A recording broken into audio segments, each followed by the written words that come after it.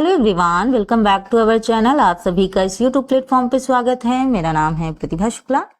तो जो student UGC net जून 2025 के लिए तैयारी कर रहे हैं और जिनका पेपर सेकंड होम साइंस है, आज की क्लास उन सभी स्टूडेंट के लिए होगी। यहाँ पे हम बात करने वाले हैं आपके प्रीवियस ईयर क्वेश्चन पेपर की, जो कि हमने पहले तो 2024 के क्वेश्चन कंप्लीट कर लिए हैं और आज जो हम करने वाले हैं वो होंगे आपके 2023 के। यहाँ पे 2024 में हमने केवल पैसेज नहीं किया था, सो पैसेज का जो पीडीएफ है वो मैंने टेलीग्राम पे ऑलरेडी सेंड कर दिया है। आप एक बार पैसेज देख लीजिएगा, क्योंकि पैसेज की भी अगर आप प्रैक्टिस कर लेंगे तो यहाँ से जो क्वेश्चन बनते हैं, जैसे होता है, देखो पैसेज सॉल्व करना बहुत कठिन काम नहीं है, लेकिन कितनी जल्दी हम सॉल्व कर पा रहे हैं ये थोड़ा सा मैटर करता है। इसके लिए हमें प्रैक्टिस करनी पड़ती है। यहाँ जो आज हम पेपर करने वाले हैं वो आपका 2023 का होगा और ये जो पेपर हुआ था ये आपका 13 दिसंबर 2023 को हुआ था, जिसको आज हम करने वाले हैं। तो यहाँ पे आज हम करेंगे लगभग आपके 30 क्वेश्चन। आगे के जो क्वेश्चन होंगे उनको नेक्स्ट क्लास में करेंगे, पार्ट 2 में। तो ये क्लास काफी इफेक्टिव और इंटरेस्टिंग होने वाली है। एक्सप्लेनेशन के साथ हम चीजों को देखेंगे ताकि कोई भी कंफ्यूजन ना बने। अगर कोई भी डाउट क्वेश्चन आपका होता है, प्लीज आप यूट्यूब के कमेंट बॉक्स में हमें कमेंट कर दीजिएगा, मैं उसका आंसर देने की पूरी कोशिश करूंगी, ठीक है।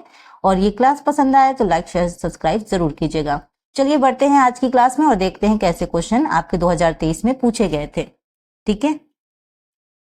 तो यहाँ बात करें तो इसके पेपर मैंने ऑलरेडी हिंदी मीडियम में आपके टेलीग्राम चैनल पे सेंड कर दिया है। जो लोग अभी तक टेलीग्राम चैनल से नहीं जुड़े हैं प्लीज जुड़ जाइएगा, वहां पे आपको पीडीएफ वगैरह मिल जाती है। बस ये है कि वो आपका हिंदी लैंग्वेज में है, लेकिन जो मैं आपको आज पढ़ा रही हूँ ये आपका हिंदी और इंग्लिश दोनों लैंग्वेज में है, तो मैं इसको भी सेंड कर दूंगी। तो जो इंग्लिश मीडियम वाले हैं उनको कोई भी प्रॉब्लम नहीं होगी। यहाँ पे सूची फर्स्ट एंड सूची सेकेंड का मिलान आपसे पूछा गया है। सूची फर्स्ट में आपका दिया हुआ है योजना के मानदंड, ठीक है, और सूची जो सेकेंड है उनके बारे में है। सो यहाँ पे सबसे पहले देखो, सूची फर्स्ट है आपका अनुक्रम में वास्तविकता, बी है आपका अनुक्रम में लचीलापन यानी फ्लेक्सिबिलिटी इन सीक्वेंस, सी है आपका अनुक्रम में जटिलता यानी कॉम्प्लेक्सिटी इन सीक्वेंस, और डी है आपका अनुक्रम में स्पष्टता यानी क्लैरिटी इन सीक्वेंस। यहाँ पे जो सूची सेकेंड है उसमें क्या दिया हुआ है थोड़ा सा पढ़ लेते हैं। दिया है कि कार्यों के स्वीकार्य क्रम का विस्तार, सेकेंड है आपका कार्यों के भीतर या उनके बीच के विशिष्ट क्रम की स्थिति, थर्ड है आपका कार्यों के भीतर या उनके बीच के विशिष्ट क्रम का लचीलापन, और फोर्थ है आपका व्यक्तियों और कार्यों के बीच अंतः संबंध की स्थिति। अब थोड़ा सा इसको छोटा कर लेते हैं ताकि हमारा जो सूची फर्स्ट है और सूची सेकेंड है वो दोनों हमें दिखने लगे। तो यहाँ पे केवल एक ऑप्शन आपको नहीं दिख रहा है जिसको हम बाद में देख लेंगे। फिलहाल 3 जो आपके ऑप्शन दिख रहे हैं उन पे बात कर लेते हैं, ठीक है। बहुत ज्यादा अगर छोटा दिख रहा हो तो मैं बीच में आपको जूम करके दिखा दूंगी, डोंट वरी। यहाँ पे जो आपका पहला है कि अनुक्रम में वास्तविकता, इसका मिलान आपका क्या होगा, कार्यों के भीतर या उनके बीच के विशिष्ट क्रम का लचीलापन यानी flexibility of specific order with in और बिटवीन टास्क। यहाँ पे जो आपका बी है अनुक्रम में लचीलापन, इसका क्या होगा, कार्यों के स्वीकार क्रम का विस्तार यानी extension of the acceptable sequence of actions, ठीक है। वहीं अगर हम बात करें तो आपका सी है अनुक्रम में जटिलता, तो इसका क्या होगा आपका व्यक्तियों और कार्यों के बीच अंतर संबंध की स्थिति, और जो आपका लास्ट है अनुक्रम में स्पष्टता, इसका क्या होगा आपका कार्यों के भीतर या उनके बीच के विशिष्ट क्रम की स्थिति। तो यहाँ आपका सेकेंड होगा। एक बार मैं आपको पुनः बता देती हूँ यहाँ पे ताकि आपको चीजें और स्पष्ट हो जाए। देखो, हमने सबसे पहले आपसे बात की है कि अनुक्रम में वास्तविकता, वास्तविकता का क्या होगा आपका कार्यों के भीतर या उनके बीच के विशिष्ट क्रम का लचीलापन, ठीक है। वहीं हमने बात की अनुक्रम में लचीलापन, तो इसका आपका क्या होगा कार्यों के स्वीकार क्रम का विस्तार। फिर हमने बात की आपसे अनुक्रम में जटिलता, तो ये आपका होगा व्यक्तियों और कार्यों के बीच अंतर संबंध की स्थिति। और उसके बाद हमने बात की, यहाँ सी कर लीजिए, उसके बाद हमने बात की आपके डी की कि कार्यों के भीतर या उनके बीच के विशिष्ट क्रम की स्थिति, यानी इसको अनुक्रम में स्पष्टता कहते हैं, ठीक। चलो, तो यहाँ पे जो आपका करेक्ट आंसर होगा वो क्या होगा, ऑप्शन आपका सी करेक्ट है, यानी 3142।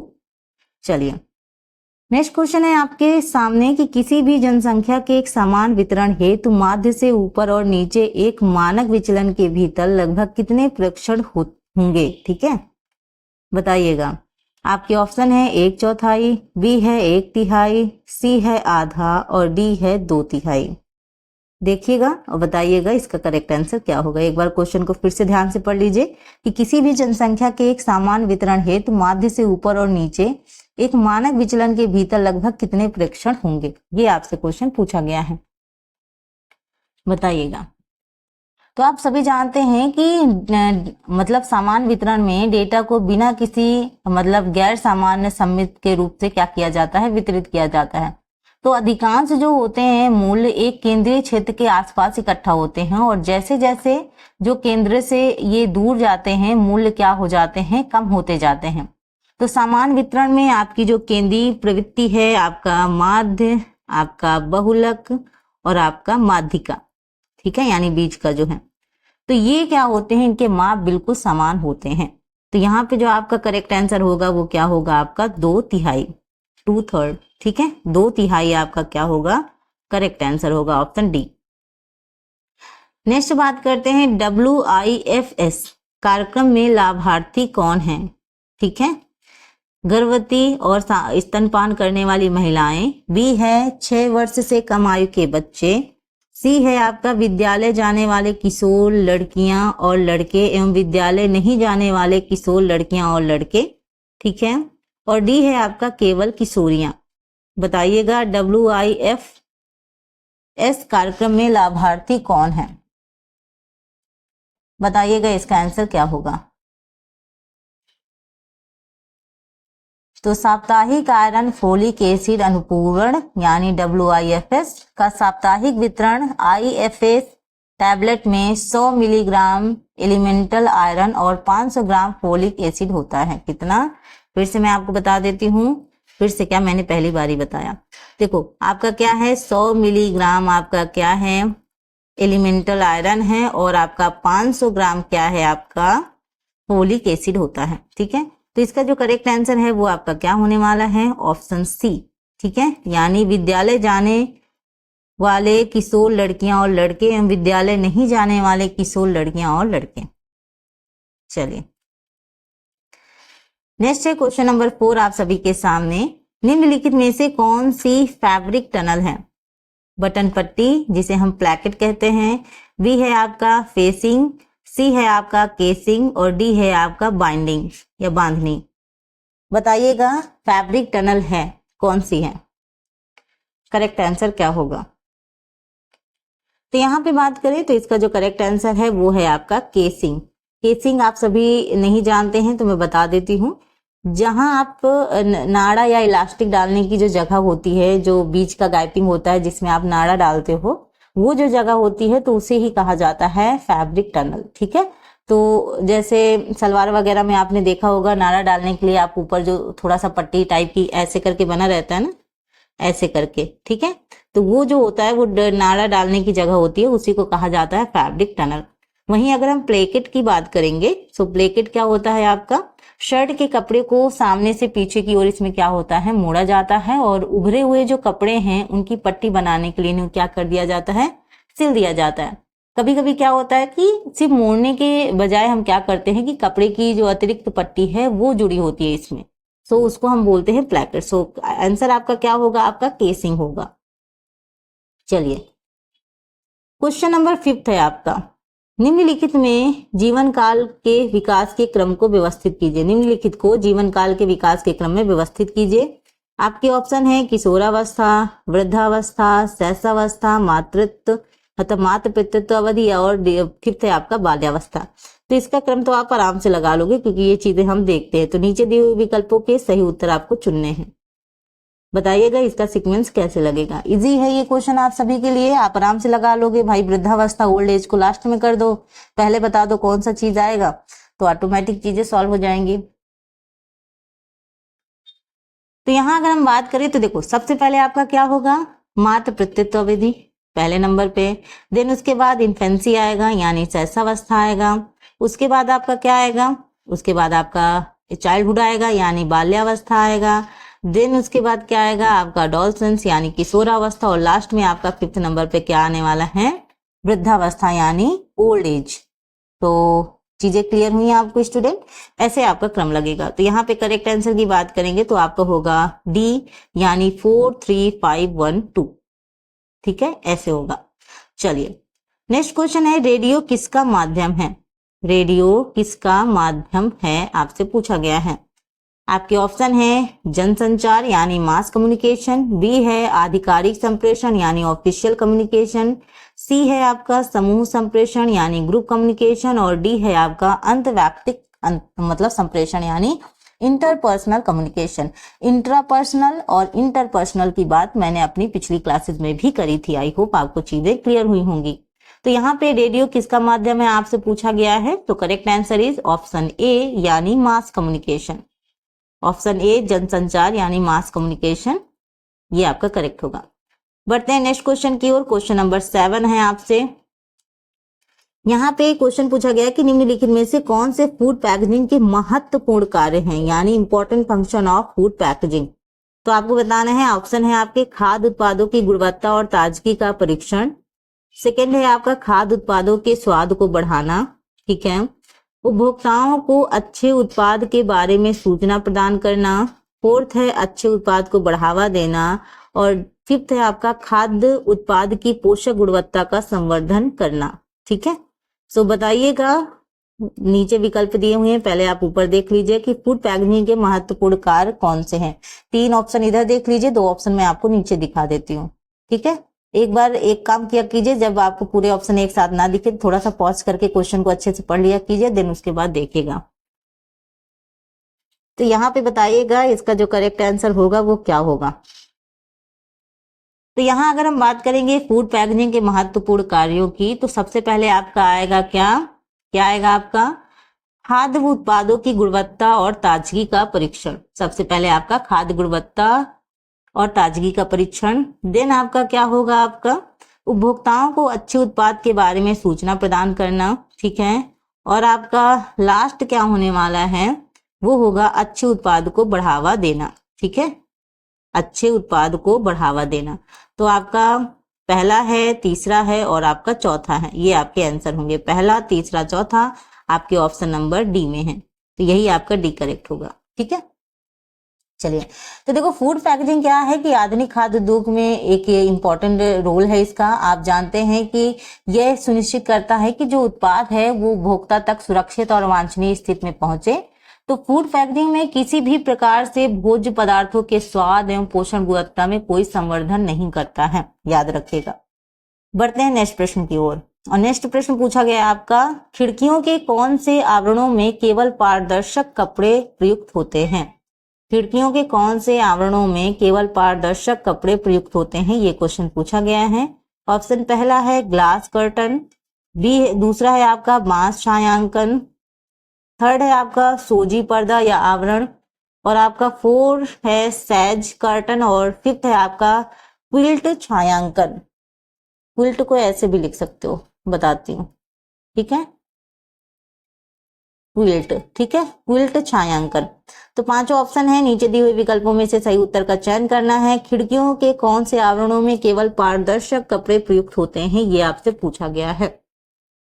यहाँ पे बात करें इसके करेक्ट आंसर की, सो करेक्ट आंसर होगा आपका ग्लास कर्टन, और आपका जो फोर्थ है सैस कर्टन, ये आपका क्या होगा, करेक्ट आंसर होगा। तो पहला और जो आपका चौथा है वो है आपका राइट आंसर। सो ऑप्शन आपका पहला, ओनली 1 और 4 आपका क्या हो जाएगा, करेक्ट आंसर हो जाएगा। तो यहाँ पे सोजी जो पर्दे होते हैं, इसमें देखो सोजी पर्दे भी दिए हुए ना, सोजी पर्दा या आवरण, तो ये थोड़ा सा वजन में क्या होते हैं, हल्के होते हैं। ठीक है, और यहाँ पे बांस जैसे जो पर्दे होते हैं, ये बांस छायांकन है। ठीक है, तो बांस जैसे पर्दे हैं वो कीट प्रतिरोधी, पतंग, फफूंद और ये प्रतिरोधी होते हैं। इनमें मतलब थोड़ा सा क्या होता है कि इनमें प्रतिरोध को रोकने या उनमें थोड़ा सा ये होता है कि इसमें जो परत होती है, जो सतह होती है, जो उनकी बनावट होती है, जो उनका कलर होता है, वो चमक होता है, वो काफी सुंदर और आसान होता है। तो एक तरीके से मानव और प्रकृति के बीच ये थोड़ा सा अच्छा एक तालमेल बिठाता है, और इसमें वैश्विक पर्यावरण संरक्षण भी क्या करता है, उत्पाद करता है। तो यहाँ पे जो सोजी है और जो छायांकन है, इसके बारे में भी मैंने बता दिया, ज्यादा अच्छे से स्पष्ट नहीं हो पाया है आपको, नेक्स्ट टाइम कर दूंगी। यहाँ पे बढ़ते हैं नेक्स्ट प्रश्न की ओर और देखते हैं क्या पूछा गया है। क्वेश्चन है आपका क्वेश्चन नंबर 9 कि निम्नलिखित में से कौन सा एक अच्छे प्रतिचयन प्रकल्प की विशेषताएं नहीं है, यदि यह कौन सा एक अच्छे प्रतिचयन प्रकल्प की विशेषताएं नहीं है? यदि यह है प्रतिनिधित्वात्मक प्रतिदर्श प्रदान करता है, बी है प्रणालीगत पूर्वग्रह पर नियंत्रण नहीं करता है, सी है आपका लघु प्रतिचयन त्रुटि पैदा करती है, और आपका डी है उपलब्ध निधि के संदर्भ में लाभप्रद है। ठीक है, बताइएगा। इसको मैं थोड़ा और छोटा कर देती हूँ तो सारा क्वेश्चन आपको दिखेगा। बहुत छोटा ही दिख रहा है मुझे लग रहा है। इस बार के जो ऑप्शन है इसमें मैंने थोड़ा सा गाइपिंग करी ताकि आपको क्वेश्चन क्लियर दिखे, इस वजह से थोड़ा दूरी दूरी लग रहा है। बट एनीवेज आप बताइएगा इसका जो करेक्ट आंसर होगा वो क्या होगा। तो यहाँ पे अच्छे प्रतिचयन प्रकल्प की विशेषताएं नहीं है, यदि यह है। आपका करेक्ट आंसर क्या होगा? और क्वेश्चन नंबर 9 का करेक्ट आंसर है आपका ऑप्शन बी, यानी प्रणालीगत पूर्वग्रह पर नियंत्रण नहीं करता है। तो प्रणालीगत पूर्वग्रह पर नियंत्रण नहीं करता है। अनुसंधान में यानी रिसर्च में पूर्वाग्रह तब होता है जब किसी एक परिणाम या उत्तर को दूसरे के मुकाबले चुनने या प्रोत्साहित करके जो नमूना होता है या जो परीक्षण होता है उसमें व्यवस्थित त्रुटि पेश की जाती है। याद रखिएगा, पूर्वाग्रह में क्या होता है कि अनुसंधान के किसी भी चरण में ये क्या हो सकता है और इसमें जो अध्ययन डिजाइन है या डेटा संग्रह है उसके साथ साथ डेटा विश्लेषण और प्रकाशन की प्रक्रिया भी होती है। इतना याद रखिएगा। चलिए, क्वेश्चन नंबर 10 है आप सभी के सामने। एक आवासीय भवन के कार्य में सम्मिलित है। एक आवासीय भवन के कार्य में सम्मिलित है रसोई घर, बैठक, लॉन्ड्री क्षेत्र, लॉन, और फिफ्थ है आपका बाल कक्षा यानी बच्चों के कमरे। तो नीचे दिए गए विकल्पों में से सही उत्तर का आपको चुनाव करना है। बताइएगा। एक आवासीय भवन के कार्य क्षेत्र में सम्मिलित है, बताइएगा करेक्ट आंसर क्या होगा क्वेश्चन नंबर 9 का। 9 का नहीं 10 का, सॉरी 9 का तो हम देख चुके हैं। तो यहाँ पे आपका कौन कौन सी चीजें सम्मिलित होंगी? एक तो आपका रसोई घर है और आपका क्या है, लॉन्ड्री क्षेत्र है, यानी पहला एंड आपका तीसरा। देखते हैं पहला और तीसरा ऑप्शन कहाँ है। ऑप्शन बी आपका करेक्ट होगा, पहला और तीसरा। ठीक है, तो यहाँ पे काम के आधार पर घर को हम 3 भागों में बांट सकते हैं। एक तो आपका होता है एकांत क्षेत्र, यानी जो आपका प्राइवेट एरिया होता है। ठीक है, जैसे सोने का कमरा हो गया, बाथरूम हो गया, पूजा का कमरा हो गया, है ना। और एक होता है काम करने वाला क्षेत्र, यानी आपका वर्क एरिया। तो वर्क एरिया में जैसे आपका रसोई घर, बरामदा, आंगन, ये सब आ जाते हैं। ठीक है, और यहाँ पे जो मन बहलाने वाले क्षेत्र होते हैं वहां पे परिवार के सदस्य मिलजुल कर काम करते हैं, तो ये सारे एरिया वगैरह होते हैं। तो इतना आप याद रखिएगा। चलिए बात करते हैं नेक्स्ट क्वेश्चन की। तो सूची फर्स्ट के साथ सूची सेकंड का आपको मिलान करना है। सूची फर्स्ट में आपका दिया है संज्ञानात्मक विकास का क्रम, ठीक है, कॉग्निटिव डेवलपमेंट का ऑर्डर, और वहीं आपका क्या है दूसरे में अनूठी उनकी विशेषता, मतलब उनके बारे में विशेषताएं नहीं है। ये जो जीन पियाजे महोदय जी हैं इनकी थ्योरी कई बार पूछी जा चुकी है, सो काफी इंपॉर्टेंट है, इनकी थ्योरी आप याद रख सकते हैं। यहाँ पे जो उनकी थ्योरी में उनके जो 4 चरण हैं उन्हीं के बारे में आपसे पूछा गया है, और इनका ईयर भी है, तो ईयर भी मैं आपको मेंशन कर दूंगी ताकि अगर मान लो बाय द वे कभी ईयर वगैरह भी पूछ लिया जाए वो भी आपको मालूम रहे। पहला देखो क्या है आपका सेंसरी मोटर, संवेदी प्रेरक अवस्था, ठीक है। दूसरा है परिचालन से पूर्व यानी बिफोर द ऑपरेंट। थर्ड है आपका मूर्त परिचालन, ठीक है, और आपका फोर्थ है आपका औपचारिक परिचालन यानी फॉर्मल ऑपरेशन, ठीक है। यहाँ उनकी विशेषताएं हैं प्रतीकात्मक, प्रकारोकार विभाव, तर्क शक्ति का अनुपयोग, परिकल्पनात्मक निगमनात्मक तर्कना और संवेदी अंग के माध्यम से अन्वेषण। अब आपको इसमें क्या करना है, मैच करना है। अब आप कैसे मैच करोगे बताइएगा। तो यहाँ पे देखो जो संवेदी मोटर अवस्था होती है, ठीक है, सेंसरी जो आपकी अवस्था होती है वो होती है आपकी जन्म से लेकर 2 वर्ष तक, ठीक है। वहीं आपकी पूर्व संक्रियात्मक अवस्था जिसको परिचालन से पूर्व कहते हैं, पूर्व संक्रियात्मक अवस्था भी उसको कहा जाता है, ये होता है आपका 2 से 7 वर्ष। फिर आपका थर्ड है मूर्त परिचालन अवस्था या मूर्त संक्रियात्मक अवस्था, इसको हम कहते हैं 7 से 11 ईयर। और जो आपका लास्ट होती है फॉर्मल ऑपरेशन, ये आपका होता है 11 वर्ष से ऊपर, ठीक है।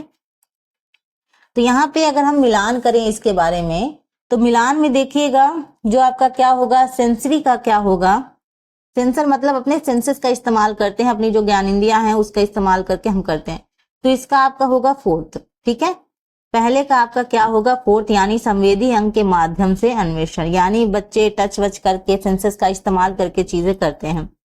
सेकेंड में हम बात कर रहे हैं परिचालन से पूर्व, ठीक है, पूर्व संक्रियात्मक अवस्था जिसे हम कह रहे हैं, उसमें क्या होता है, प्रतीकात्मक प्रकारों का आविर्भाव होता है, सिंबॉलिक टाइप्स, ठीक है। नेक्स्ट आपका अगर हम बात कर रहे हैं मूर्त संक्रिया अवस्था या मूर्त परिचालन अवस्था, तो इसमें क्या होता है आपका कि तर्क शक्ति का अनुप्रयोग, एप्लीकेशन ऑफ रीजनिंग, तब बच्चा क्या लगाने लगता है, रीजनिंग लगाने लगता है। और देन हम उसके बाद औपचारिक परिचालन की बात कर रहे हैं, तो इसमें होगा परिकल्पनात्मक निगमनात्मक तर्क, यानी हाइपोथेटिकल डिडक्टिव रीजनिंग, इसका इस्तेमाल करने लगता है। तो यहाँ पे मैं फिर से आपको ये चारों ऑप्शन में लिख देती हूँ ताकि आपको अच्छे से स्पष्ट समझ में आए, ठीक है।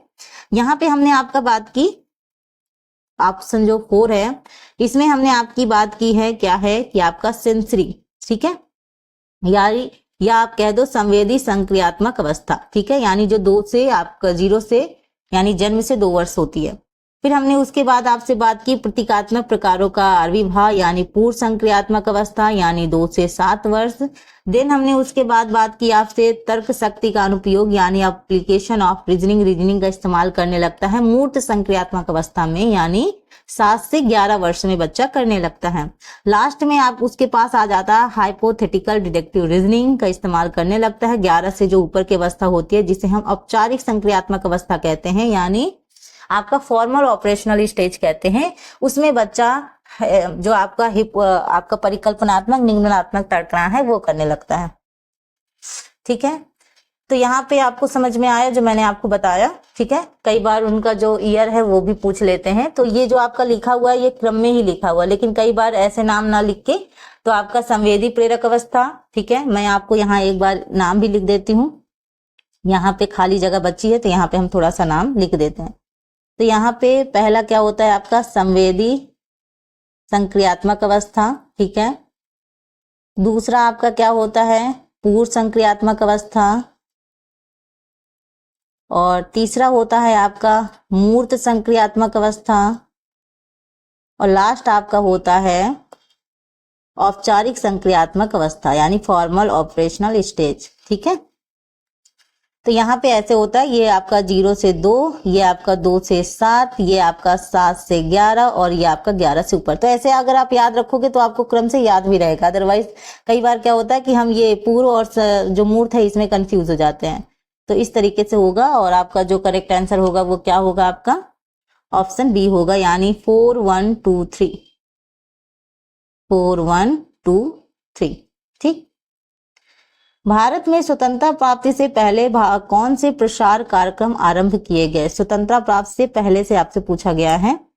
तो यहाँ पे देखिएगा, ऑप्शन पहला है गुड़गांव प्रयोग, दूसरा है सामुदायिक विकास कार्यक्रम, तीसरा है भारतीय ग्रामीण सेवा, चौथा है एकीकृत ग्रामीण विकास योजना, और पांचवा है शांति निकेतन परियोजना। तो भारत में स्वतंत्रता प्राप्ति से पहले कौन से प्रसार कार्यक्रम आरंभ किए गए, ये आपसे पूछा गया है। बताइएगा इसका करेक्ट आंसर क्या होगा,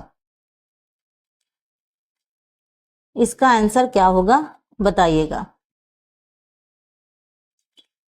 तो यहाँ अगर हम बात करें इसके करेक्ट आंसर की, सो इसका जो आपका करेक्ट आंसर होगा वो क्या होने वाला है स्टूडेंट, उसमें हम बात करें तो यहाँ पे आपका होगा गुड़गांव प्रयोग, ठीक है, पहला आपका होगा गुड़गांव प्रयोग, फिर आपका है भारतीय ग्रामीण सेवा, और उसके बाद आपका है शांति निकेतन परियोजना, ठीक है, शांति निकेतन परियोजना, ये आपका फिफ्थ है। तो आपका ये रहेगा गुड़गांव प्रयोग, ठीक है, गुड़गांव प्रयोग, मैं इनका ईयर भी आपको बताऊंगी, भारतीय ग्रामीण सेवा और शांति निकेतन परियोजना। तो पहला, तीसरा और पांचवा आपका करेक्ट आंसर होगा। करेक्ट आंसर देखने के बाद हम बढ़ते हैं इस पे ईयर देखने के लिए कि इसका ईयर कौन कौन सा है। देखो यहाँ पे सबसे पहले अगर हम बात करें तो सामुदायिक विकास कार्यक्रम, कई बार सीक्वेंस लगाने के लिए भी दे देते हैं ना, तो सामुदायिक विकास कार्यक्रम कम्युनिटी डेवलपमेंट प्रोग्राम जो है आपका वो 2 अक्टूबर 1952, इसका ईयर याद रखिएगा, ठीक है। वहीं अगर हम बात करें गुड़गांव आपका जो प्रोजेक्ट है, जो प्रयोग है, वो है आपका 1920 में, ठीक। वहीं भारतीय ग्रामीण सेवा की बात करें तो 1945 होगा, ठीक है। वहीं अगर हम बात करें एकीकृत ग्रामीण विकास योजना की, तो इसका ईयर है 1978 से 79 और शांति निकेतन परियोजना का है 1921। ठीक है, तो याद रखिएगा। चलिए बढ़ते हैं नेक्स्ट क्वेश्चन की ओर। आर्टिकुलेशन इंडेक्स एक तकनीक है जिसका प्रयोग किसके संकेत प्रदान करने के लिए किया जाता है? वायु की गुणवत्ता, प्रदीपन स्तर, ध्वनि स्तर या फिर आर्द्रता स्तर। तो आर्टिकुलेशन इंडेक्स एक तकनीक है कि जिसका प्रयोग किसके संकेत प्रदान करने के लिए किया जाता है, बताइएगा। तो यहाँ पे इसका जो करेक्ट आंसर होगा स्टूडेंट क्या होगा, बताइएगा जल्दी से। आप सभी लोग आंसर दीजिएगा क्योंकि अभी हम लोग को 30 प्रश्न करने हैं, तो 30 प्रश्न थोड़ा सा समय से कंप्लीट हो जाएंगे तो आपको भी थोड़ा सा और रिवीजन करने का समय मिल जाएगा। यहाँ पे करेक्ट आंसर होगा आपका ध्वनि स्तर यानी साउंड लेवल। ठीक है, ये आपका राइट आंसर होगा। तो आर्टिकुलेशन जो डिसऑर्डर होता है, ठीक है, एक सामान्य स्थिति है जब आपका बच्चा विशिष्ट ध्वनियां निकाल पाता है। जैसे उदाहरण के लिए अगर हम कह दे तो वो हमेशा क्या करेगा, आर को डब्ल्यू से या टीएच को एस से बदल सकता है। तो इस तरीके से क्या होता है, आर्टिकुलेशन होता है। ठीक, नेक्स्ट क्वेश्चन है, आर्टिकुलेशन डिसऑर्डर की मैंने बात की है। ठीक है, याद रखिएगा। नेक्स्ट क्वेश्चन है आपका कि प्रयोगात्मक अधिगम चक्र की प्रस्तुति के चरणों को अनुक्रम में व्यवस्थित कीजिए। पहला है कार्य के प्रयोगात्मक अवस्था का निर्धारण, बी है कार्य की प्रक्रिया और कार्यकलाप की योजना बनाना, सी है सामान्यीकरण का निर्धारण और डी है आपका कार्यकलाप की तैयार की गई योजना के अनुप्रयोग का निर्धारण और ई है आपका अधिगम चक्र का मूल्यांकन। तो नीचे दिए गए सही उत्तर का आपको चयन करना है। तो यहाँ पे देखिएगा, आपको अच्छे से अनुक्रम में व्यवस्थित करना है। एक बार प्रश्न को ध्यान से देखें फिर मैं आपको दिखाती हूँ। प्रयोगात्मक अधिगम चक्र की प्रस्तुति के चरणों को अनुक्रम में व्यवस्थित कीजिए।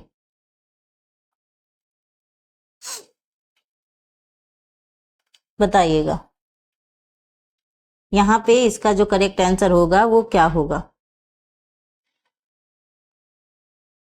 करेक्ट आंसर क्या होगा, प्रयोगात्मक अधिगम चक्र की प्रस्तुति के चरण। तो यहाँ अगर हम लगाएं सीक्वेंस में तो सबसे पहले आपका क्या होने वाला है, इसको ABCD की बजाय 1 2 3 कर लीजिएगा। मैंने ABCD लिख दिया है, यहाँ पे ABCD की बजाय 1 2 3 4 5 6 ऐसे ही समझ लीजिएगा। ठीक है, 5 तक। तो यहाँ पे आपका जो सबसे पहले होगा वो क्या होगा, कार्य के प्रयोगात्मक अवस्था का निर्धारण, ये पहला होगा। ठीक है, देन उसके बाद क्या होगा आपका कार्यों की प्रक्रिया और कार्यकलाप की योजना बनाना। देन उसके बाद आपका होगा सामान्यीकरण का निर्धारण। उसके बाद आपका क्या होगा, कार्यकलाप की तैयार की गई योजना के अनुप्रयोग का निर्धारण और फिफ्थ आपका होगा अधिगम चक्र का मूल्यांकन। तो 1 2 3 4 5 सीधा सीधा इसका क्रम लग जाएगा, इसमें कोई भी कॉम्प्लिकेशंस नहीं है। 1 2 3 4 5 ऐसे। तो आपका ऑप्शन जो सी है वो आपका क्या होगा, करेक्ट होगा। चलिए, जैकवार्ड करधा किसके लिए प्रयुक्त किया जाता है? आप देखिएगा, ऑप्शन है हल्के वजन का कपड़ा बनाने के लिए, सादी बुनाई के लिए, जटिल पैटर्न युक्त बुनाई के लिए या फिर ट्विल बुनाई के लिए या ट्विल बुनाई के लिए। ट्विल होगा, ट्विल नहीं होगा, ट्विल ट्विल ना की जगह ला कर दीजिए, ट्विल बुनाई। बताइएगा, जैकवार्ड के बारे में पूछा गया है, जैकवार्ड करधा किसके लिए प्रयुक्त किया जाता है? तो ये आपका प्रयुक्त किया जाता है जटिल पैटर्न युक्त बुनाई के लिए। क्या किया जाता है आपका, जटिल पैटर्न युक्त बुनाई के लिए प्रयोग किया जाता है। तो सन 1801 में फ्रांसीसी जो बुनकर हैं जोसेफ जैकवार्ड, क्या नाम है उनका, जोसेफ जैकार्ड ने कपड़े बुनने के लिए लूम का आविष्कार किया। किसका, लूम का आविष्कार किया, जो कपड़ों में डिजाइन या पैटर्न स्वतः देता था। ठीक है, याद रखेंगे। नेक्स्ट क्वेश्चन की बात करते हैं। क्वेश्चन जो संघनन वाला दिया हुआ है इसको स्टार मार्क कर लीजिएगा, इसको मैं आपको बाद में बताऊंगी, इसमें थोड़ा सा डाउट है। ठीक है, चलो यहाँ पे देखो क्वेश्चन नंबर 17 पे। क्वेश्चन नंबर 17 है, संचार प्रक्रिया का मॉडल वक्ता, भाषण, श्रोता किसका है? जे पॉल लिंगन्स का मॉडल, अरस्तु का मॉडल, बर्लो का मॉडल या फिर वेस्टली और मैकियन का मॉडल। तो देखो संचार प्रक्रिया का जो मॉडल है वक्ता, भाषण और श्रोता किसका है? ये क्वेश्चन मैंने जब आपके क्वेश्चन कराए थे 2024 के, उसमें भी मैंने इस क्वेश्चन के बारे में आपसे बात की थी। तो यहाँ पे देखो कि कितना इंपॉर्टेंट है ये क्वेश्चन। अरस्तु का ये मॉडल है, अरिस्टोटल का मॉडल है, याद रखिएगा। ये ऐसे मॉडल को आप अपने कॉपी में जरूर लिख लीजिएगा, रिपीट होने के चांसेस बढ़ते हैं ऐसे क्वेश्चन के। क्वेश्चन नंबर 18 है, राष्ट्रीय हथकरघा दिवस कब मनाया जाता है? ऑप्शन पहला है 5 अगस्त, 7 अगस्त, 8 अगस्त या फिर 7 सितंबर। राष्ट्रीय हथकरघा दिवस बताइएगा। यहाँ पे आपका जो करेक्ट आंसर है वो आपका क्या है? 7 अगस्त को। 7 अगस्त और 8 अगस्त में कई सारे बच्चों को कंफ्यूजन होती है और ये कंफ्यूजन नॉर्मली है, कोई दिक्कत नहीं, क्योंकि एक ही डेट का फर्क है तो कई बार लगता है कि 8 है क्या, दिमाग में चढ़ जाता है। तो 7 अगस्त 1905 को शुरू किए गए जो स्वदेशी आंदोलन ने स्वदेशी उद्योग और विशेषकर हम बात करें हथकरघा की, तो हथकरघा बुनकरों को क्या किया? प्रोत्साहित किया था। 2015 में भारत सरकार ने हर वर्ष 7 अगस्त को राष्ट्रीय हथकरघा दिवस के रूप में नामित करने का निर्णय लिया और पहले राष्ट्रीय हथकरघा दिवस का उद्घाटन 7 अगस्त आपका 2015 में चेन्नई में जो प्रधानमंत्री नरेंद्र मोदी द्वारा ये किया गया था। ठीक है, चलिए तो यहाँ पे बात करें गृहा यानी GHIHA, गृहा जिसका अर्थ है क्या है बताइएगा। एकीकृत आवास मूल्यांकन के लिए ग्रीन रैंकिंग, ठीक है। बी है आपका एकीकृत पर्यावास मूल्यांकन के लिए ग्रीन रेटिंग।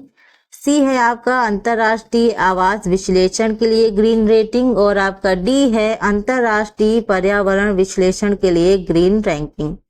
बताइएगा करेक्ट आंसर क्या होगा। ठीक है, अर्थ आपसे पूछा गया है, बताइएगा।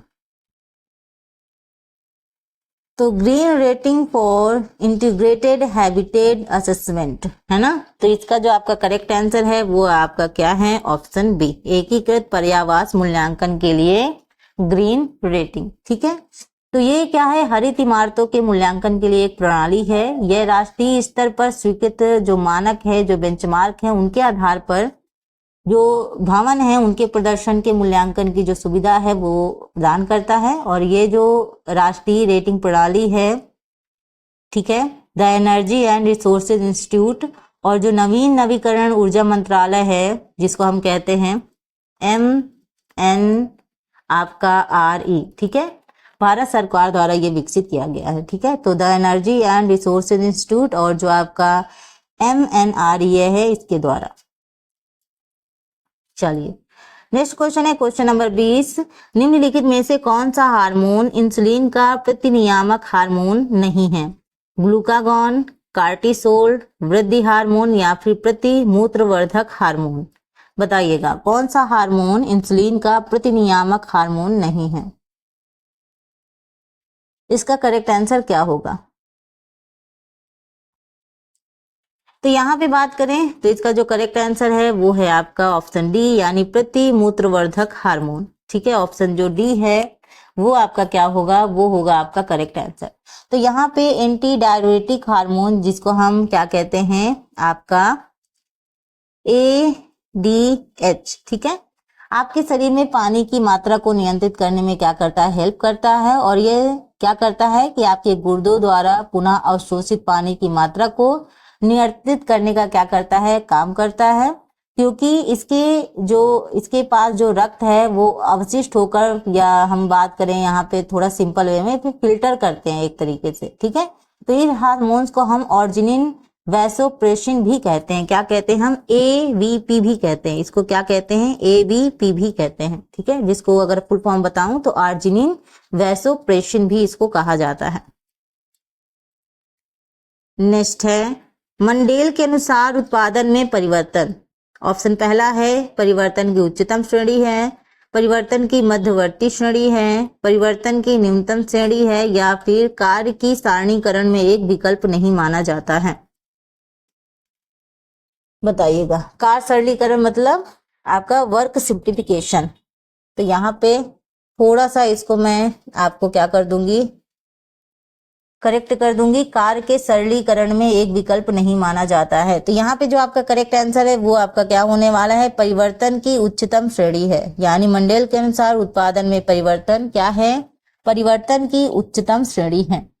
तो देखो कार्य जो सरलीकरण है यानी वर्क सिंप्लीफिकेशन है, का ग्रॉस और कैंडल का विभाजन, संशोधन की 5 श्रेणियों को ग्रॉस और कैंडल द्वारा 3 श्रेणियों में क्या किया गया है, समेकित किया गया है, जिसे हम क्या कहते हैं, आपके सार्वभौमिक रूप से हम इसको क्या करते हैं, एक्सेप्ट करते हैं।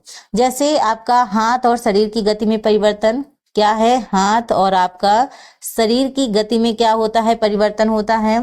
कार और भंडारण के स्थान और उपकरण में परिवर्तन होता है, और लास्ट क्या होता है, उत्पाद में परिवर्तन।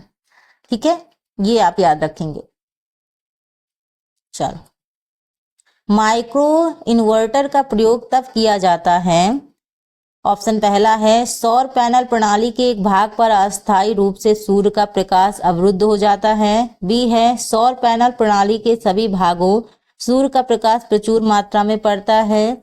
सी है पैनलों में केवल अवरोधी घटक लगे होते हैं। और डी है आपका पैनल केवल पॉलीथीन से बने होते हैं। बताइएगा कि माइक्रो इन्वर्टर का प्रयोग तब किया जाता है जब,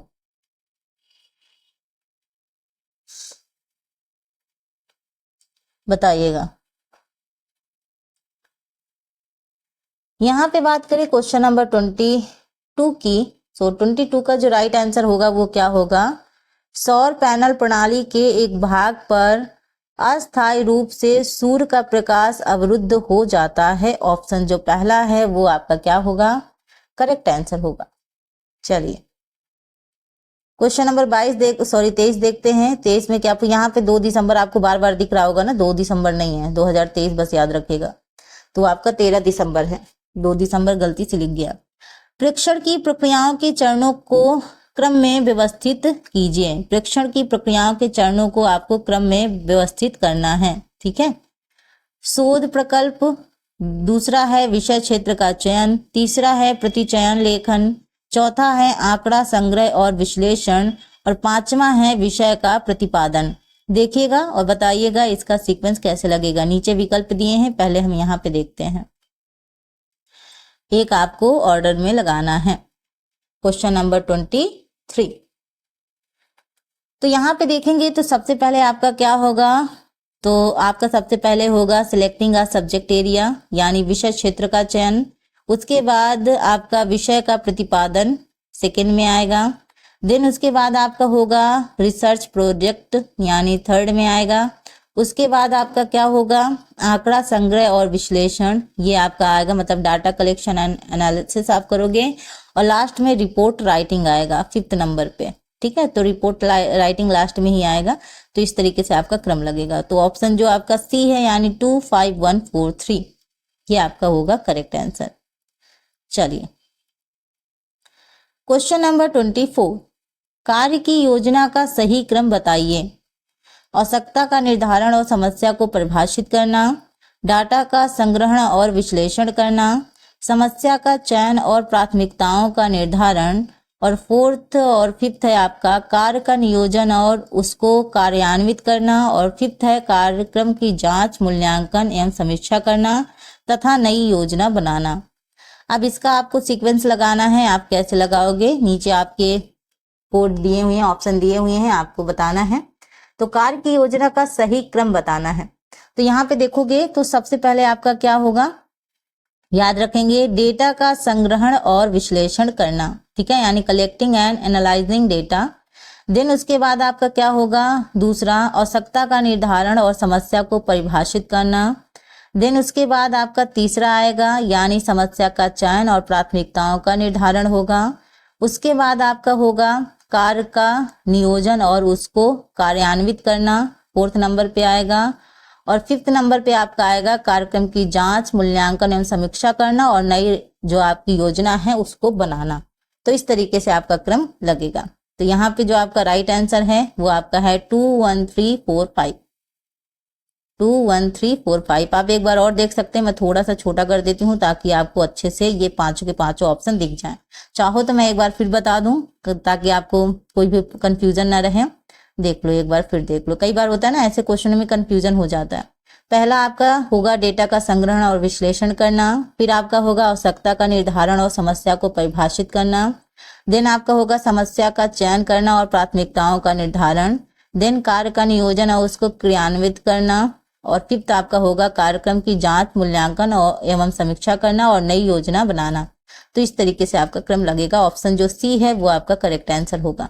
चलिए क्वेश्चन नंबर 25 है। अभी 5 क्वेश्चन आपके बाकी हैं। क्वेश्चन नंबर 25 है, डिब्बाबंदी के दौरान निम्नलिखित में से कौन क्लोरोफिल का व्युत्पन्न है जिसमें हरा रंग प्रतिधारित रहता है? आपके ऑप्शन हैं फियोफाइटिन, बी है पायरोफियोफाइटिन, सी है क्लोरोफिलाइट्स और डी है आपका क्लोरोफिल ए। बताइएगा डिब्बाबंदी के दौरान कौन सा क्लोरोफिल का व्युत्पन्न है जिसमें हरा रंग प्रतिधारित रहता है? बताइएगा क्वेश्चन नंबर आपका 25, इसका आंसर क्या होगा? ध्यान से क्वेश्चन को पढ़ें और फिर बताएं करेक्ट आंसर क्या हो सकता है। क्लास पसंद आ रही हो तो साथ साथ में लाइक करते जाएं, अपने फ्रेंड्स रिलेशन जो भी हैं उनको आप शेयर कर दें ताकि वो भी इस क्लास को ज्वाइन कर लें। ठीक है, और कमेंट बॉक्स में प्यारा सा कमेंट करना मत भूलिएगा। मुझे बहुत अच्छा लगता है आप सभी लोगों के कमेंट पढ़ना, लेकिन कमेंट पढ़ें कैसे जब कमेंट करोगे ही नहीं। चलो कोई प्रॉब्लम नहीं है, आप पढ़ रहे हो यही पर्याप्त है मेरे लिए। बताइएगा आंसर क्या होगा। यहाँ पे बात करें करेक्ट आंसर की तो करेक्ट आंसर आपका होगा ऑप्शन सी क्लोरोफिलाइट्स। ऑप्शन सी आपका क्या होगा? करेक्ट आंसर होगा। तो यहाँ पे देखोगे तो पर्णरहित या लीफ ग्रीन एक पोरफाइनिन होता है जिसमें आपका मैग्नीशियम के साथ जो केंद्रीय परमाणु है इसके रूप में क्या होता है, ये व्युत्पन्न होता है। तो इसलिए क्या होता है कि एक जटिल धातु ये वर्णक है जो नीले हरे क्लोरोफिल ए और जो पीले हरे क्लोरोफिल बी है इसके मिश्रण के रूप में पौधों के जो सभी हरे भाग हैं इसमें क्लोरोप्लांट में ये क्या होते हैं, उपस्थित होते हैं और प्रकाश संश्लेषण के उत्प्रेरक का ये काम करते हैं। किनकी बात कर रही हूं मैं? क्लोरोफिलाइट्स की बात कर रही। चलो मिलर के अनुसार टीओटी किसका मूल प्रतिमान है? मिलर के अनुसार टीओटी किसका मूल प्रतिमान है, ये आपसे पूछा गया है। बताइएगा टीओटी बताइए। पुनर्निवेश इकाई, निर्गत इकाई, निर्देश प्रवाह इकाई या फिर आगत इकाई। तो टीओटी यानी देखो इसका मैं बता दूं आपको थोड़ा सा, आपका क्या होगा? टेस्ट, ठीक है, ऑपरेट और आपका टेस्ट, ठीक है, और आपका एग्जिट, ठीक, टीओटीई, टेस्ट, ऑपरेट, टेस्ट, एग्जिट, ये आपका है, याद रखिएगा। ई कहाँ गया? टीओटी, केवल टीओटी लिखा है, ई भी इसमें ऐड कर दो, टीओटीई ये होगा, टीओटीई, ठीक है। ई लिख दो, ई मिसिंग है इसमें, एक बार मैं फिर लिख देती हूँ, टीओटीई यानी आपका टेस्ट, ऑपरेट और फिर टेस्ट, फिर आपका एग्जिट, इस तरीके से होगा। ठीक है, यहाँ पे ई लगा दो बच्चा, ई हो गया, अब सही हो जाएगा।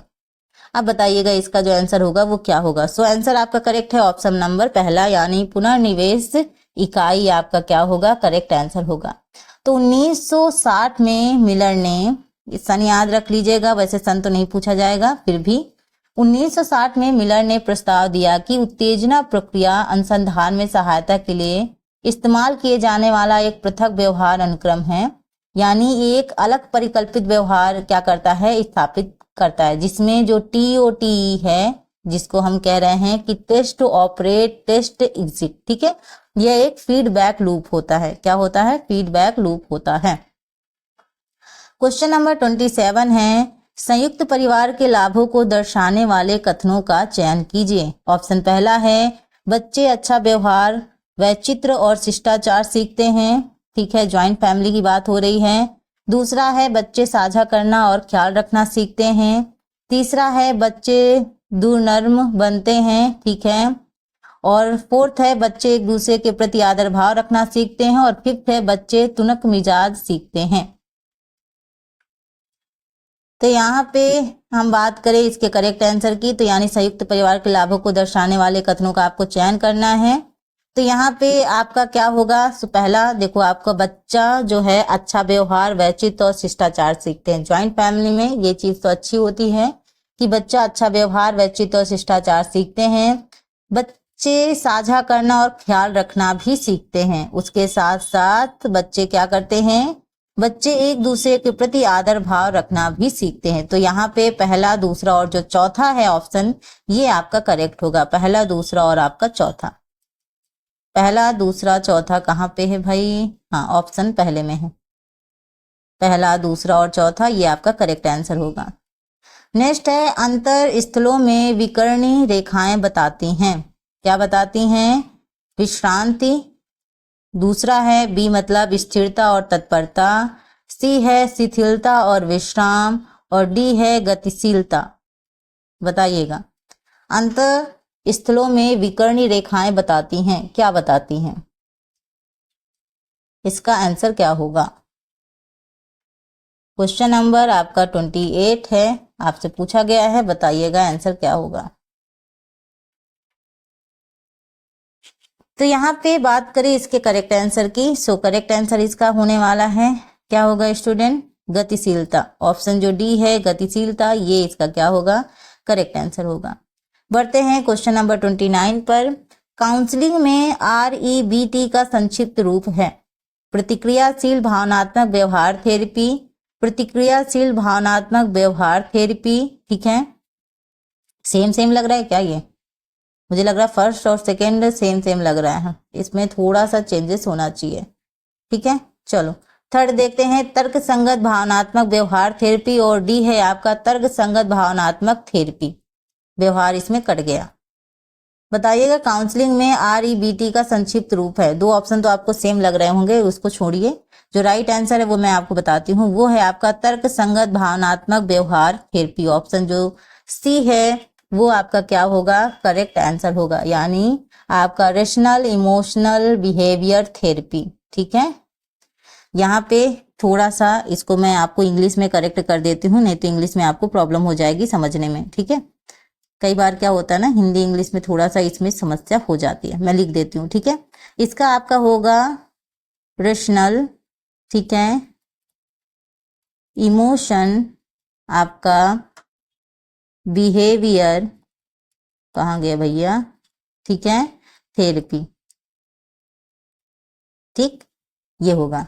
तो टॉर्किंग थेरेपी का एक ये अत्यधिक प्रभावी रूप है जो व्यक्तियों को भावनात्मक और जो मनोवैज्ञानिक संकट में योगदान करने वाले जो निगेटिव थॉट्स हैं, जो निगेटिव पैटर्न हैं और जो बिलीव्स हैं, उनको पहचानने और बदलने में क्या करता है? हेल्प करता है, ठीक है, ये याद रखेंगे। धुलाई घर यानी लॉन्ड्री में धुलाई के बाद के चरण कौन से हैं? यानी धुलाई घर मतलब लॉन्ड्री में धुलाई के जो बाद के चरण हैं वो कौन से हैं? घिसना, खंगालना, स्वेतन, संद्रणन या फिर मसलना। बताइएगा, नीचे दिए गए विकल्पों में से सही उत्तर का आपको चयन करना है। क्वेश्चन देखिए और बताइएगा आंसर क्या होगा। क्वेश्चन नंबर आपका 30। तो यहाँ पे धुलाई घर यानी लॉन्ड्री में धुलाई के बाद के चरण कौन से हैं? तो ये आपका होगा खंगालना, ठीक है, सेकेंड।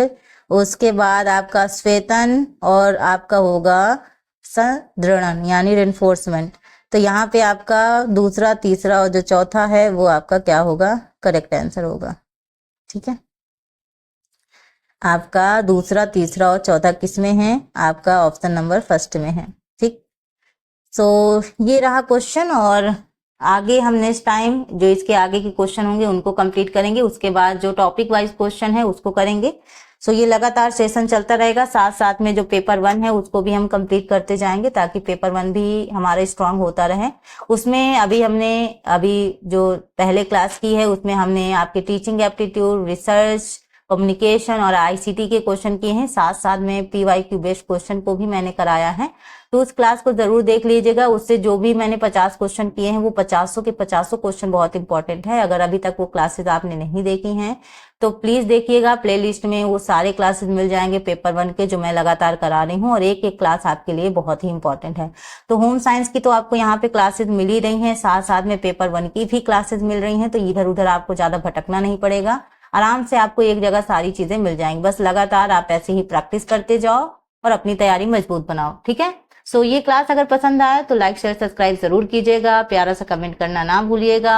मिलते हैं अपने नेक्स्ट क्लास में, तब तक अपना ख्याल रखिए, अपने माता पिता का ख्याल रखिएगा। Thank you for watching, thank you so much, bye bye.